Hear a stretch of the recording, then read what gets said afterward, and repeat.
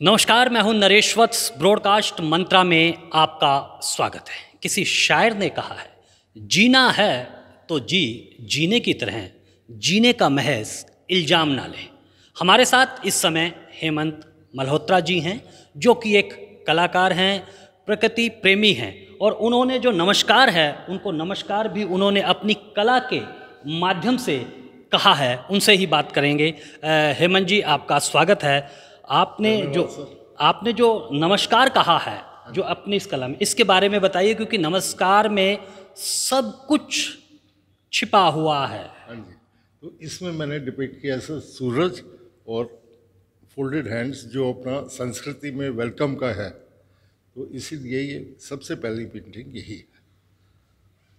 चलिए, ये एक अच्छी बात है कि हेमंत जी ने जो नमस्कार कहकर हमारी संस्कृति, अभिवादन से हम किसी काम की शुरुआत करते हैं, और शायद यही वजह है कि जितने विनम्र हेमंत जी हैं, उनके बारे में एक लिखा हुआ है। उसका हम बता दें कि जो इन्होंने लिखा है कि प्रकृति जो है वो एक, उसकी सुंदरता बहुत कुछ कहती है। हम हेमंत जी के बारे में ही बात करेंगे। हेमंत जी, हमें बताइए, जो ये लिखा है, प्रकृति से आपका प्रेम कैसे बढ़ा? सर, इसकी मेन वजह मेरी वाइफ थी। वो मेरे को जगह जगह लेके जाती थी। हम बहुत ट्रैवल करते थे, हिमाचल में, राजस्थान में, और वहाँ she used to encourage me कि आप ये देखिए, अपने जहन में उतारिए और घर जाके इसको कैनवस पे उतारिए अपनी तरह से। आई डोंट वांट टू कि भाई exact copy, but put it in my way to depict what I have seen. चलिए, एक अच्छी बात है। कहते हैं ना, एक सफल व्यक्ति के पीछे एक औरत का हाथ है, और हेमंत जी ने कहा है कि उनकी पत्नी ने ही उनको प्रेरित किया है एक रचनात्मक, सृजनात्मक काम करने के लिए। उनका नाम रचना था। चलिए, ये भी एक बड़ा अच्छा संयोग है। रचना ने रचनात्मक काम करने के लिए इनको प्रेरित किया है। हेमंत जी, हमें बताइए, ये जो आपने बनाया है प्रकृति का, और माउंटेन्स हैं सर, माउंटेन्स डिपिक्ट किए हुए हैं, हरियाली है बिल्कुल, और माउंटेन्स। तो आपने इसमें स्टील की ये रोड क्यों डाल दी? थोड़ा 3D इफेक्ट देने के लिए, समथिंग डिफरेंट। मैं चाहता था कि कुछ डिफरेंट करूँ मैं। वैसे तो पहाड़ सब बनाते हैं, बट दिस वाज कि भी कुछ अलग किया जाए, इसलिए। और ये वाली जो है, ये मैंने कुल्लू में बनाई थी। It was actually painted in Kullu. वहाँ पे मेरी सिस्टर इन लॉ रहती हैं। वहाँ पे लॉन में जब मैं बैठा था, तो पीछे ना पहाड़ पे पेट्यूनिया के फ्लावर्स थे बहुत सारे। उनका ऐसा रंग था, पहाड़ भी थे, फ्लावर्स भी थे, उनका रंग मैंने इसमें कैप्चर किया। तो आपने जो देखा कुल्लू के बारे में, कुल्लू में जो आपने अनुभव किया, वहाँ आपने इसको कलाकृति में डाल दिया। हाँ जी।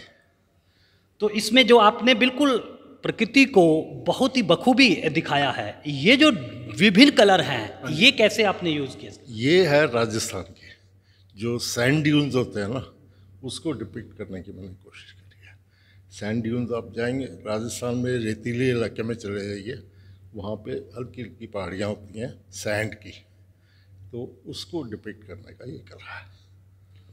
हेमंत जी, आप तो बैंकर थे, ओवरसीज़ बैंक में जो काम करते थे, तो फिर कैसे आप कला की तरफ आपका रुझान हुआ? कैसे आपकी ये यात्रा जो है वो आगे बढ़ी?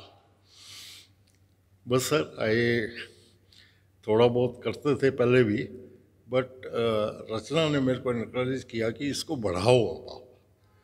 तो पहले मैंने 3 शो कर रहे थे चंडीगढ़ में, और उनकी तमन्ना के हिसाब से अब मेरे को मौका मिला त्रिवेणी में करने का।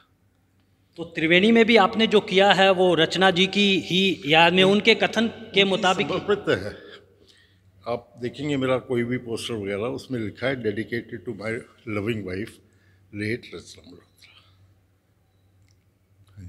हेमंत जी, हम आपसे ये जानना चाहेंगे कि आज आपने इसको बखूबी, जो प्रकृति का स्वरूप है वो दिखाया है अपनी पेंटिंग में, लेकिन आज एनवायरनमेंट की समस्या, क्लाइमेट चेंज बड़ी समस्या है, पोल्यूशन की बहुत समस्या है, प्रकृति से हम दूर होते जा रहे हैं। एक कलाकार की दृष्टि से आपने यहाँ तो इसको अंकित किया, लेकिन आम लोगों के जीवन में प्रकृति का आशीर्वाद, प्रकृति का जो उसकी सुंदरता है वो अपनी गोद में खिलाती रहे, इसके लिए क्या कहें? नहीं, मेरा ये सब लगाने का और नेचर बेस करने का यही है कि लोगों में नेचर की तरफ थोड़ा रुझान बढ़े और वो अपनी तरह से, जो भी यहाँ लोग आते हैं, बहुत सारी इंटरप्रिटेशन अपने हिसाब से करते हैं और फिर sometimes I have to explain कि हाँ भाई ये है, बट हाँ, पोल्यूशन तक की जहाँ है, I don't know, I am not very this thing. अच्छा, आपने पूरा जो चित्र है, हम आगे भी आपकी तस्वीर उनको देखेंगे, क्या सबसे बेहतरीन वो समय जहाँ पर आपने प्रकृति को बिल्कुल नज़दीक से देखा? सर, ये मेरे को बहुत प्यारी लगती है। इसमें रात को हम बैठे थे, कुल्लू की ही ये है, पूरे बादल छाए हुए थे, कोई पहाड़ नहीं नज़र आ रहा था, बिल्कुल काली रात थी और चांदनी थी हल्की हल्की।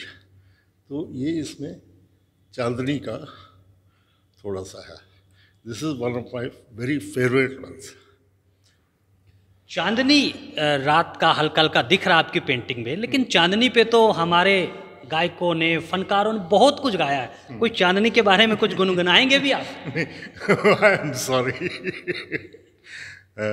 About that. मेरे को I am not very comfortable with that.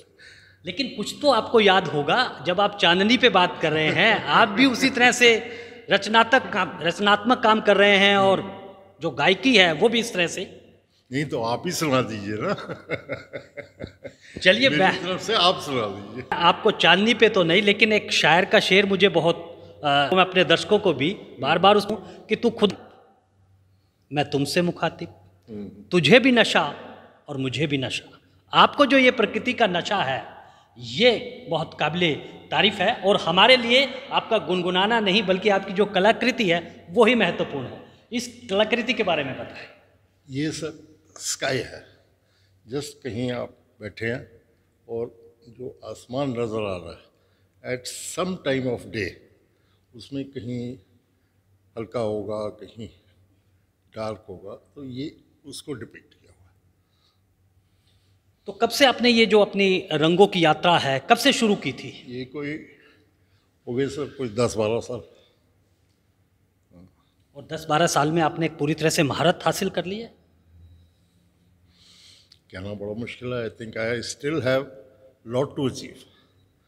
मेरे को और नई नई चीज़ें बनानी है, जगह जगह ट्रैवल करना है, अपने जहन में उतारना है और फिर अपने स्टूडियो में या घर में बैठ के उसको कैनवस पे उतारना है।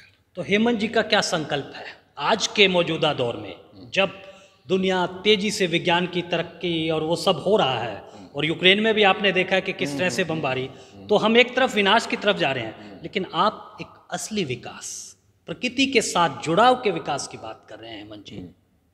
हाँ, बिल्कुल सर, मेरे को नेचर से बहुत ही ज़्यादा प्रेम है, तो मैं ट्रैवल करता हूँ बहुत।